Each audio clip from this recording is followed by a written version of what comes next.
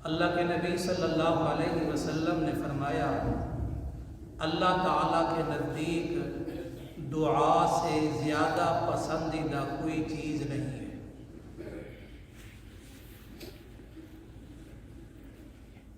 انسان اپنی ضروریات کو پورا کرنے کے لیے سینکڑوں قسم کی تدبیریں اختیار کرتا ہے اور بڑی تکالیف اٹھاتا ہے۔ بس اوقات وہ ساری تدبیریں الٹ پڑھ کر نقصان کا ذریعہ بن جاتی ہیں۔ شریعت نے بھی ایک طریقہ اپنی ضروریات کو پورا کرنے کا بتایا ہے اور 100% اس میں کامیابی ہے، اس میں کسی قسم کا نقصان کا کوئی اندیشہ اور خطرہ نہیں ہے۔ وہ طریقہ ہے دعا کا۔ اللہ تعالیٰ خود قرآن مجید میں فرماتا ہے ادعونی استجب لکم، مجھ سے دعا کرو میں تمہارے کام پورے کروں گا۔ ایک اور حدیث میں اللہ کے نبی صلی اللہ علیہ وسلم نے فرمایا جس شخص کو دعا مانگنے کی توفیق مل گئی یہ اس بات کی دلیل اور علامت ہے کہ اس کی مرادیں پوری ہوں گی۔ کس کے ذریعے؟ ذرا اونچا بتائیں۔ دعا کے ذریعے۔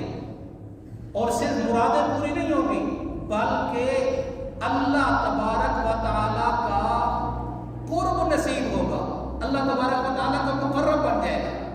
اور سلمان فارسی رضی اللہ تعالیٰ نے فرماتے ہیں کہ ہر حالت میں اللہ تعالیٰ سے دعا مانگتے رہا، ہر حالت میں۔ فائدہ کیا بتایا؟ فرمایا کہ جب یہ آدمی ہر حالت میں دعا کرتا رہتا ہے فرشتے اس کی دعا سے مانوس ہو جاتے ہیں، اس کی آواز کو پہچان لیتے ہیں، پھر اس کی دعا پر فرشتے دعا کرتے ہیں قبولیت کی۔ فرشتے دعا کرتے ہیں اس کی دعا کی قبولیت کی۔ اور جو آدمی اللہ تبارک و تعالیٰ سے دعا نہیں مانگتا اس کا نقصان کیا ہوتا ہے؟ فرشتے اس آواز کو پہچانتے نہیں، جب پہچانتے نہیں تو اس کی دعا پر دعا نہیں کرتے۔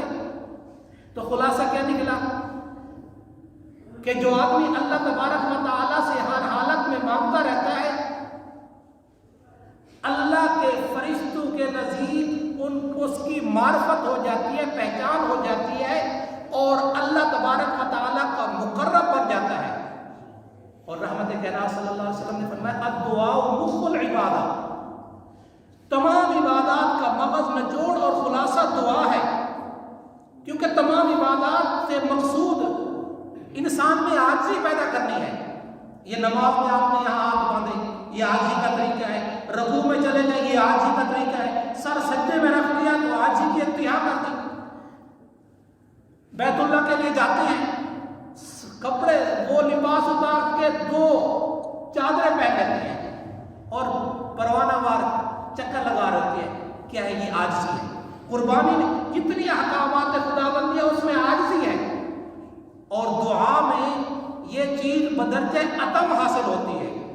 تو اس لیے دعا اللہ تبارک و تعالیٰ سے کرنی چاہیے اور دعا کے ذریعے اللہ تبارک و تعالیٰ کا قرب ملے گا۔ دعا ہے اللہ تعالیٰ ہمیں دعا کرنے کا طریقہ اور سلیقہ اور آداب نصیب